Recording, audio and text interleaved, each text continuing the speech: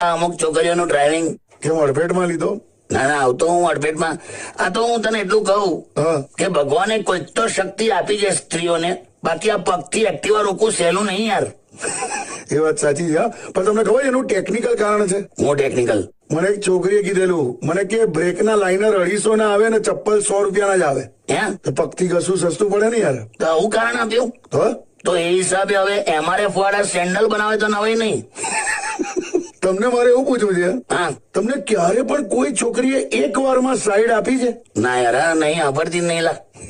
Helmet પહેર્યું હોય એટલે કદાચ નહીં સાંભળતા, કે એના વિચારોમાં ખોવાયેલી હોય એટલે નથી સાંભળતા.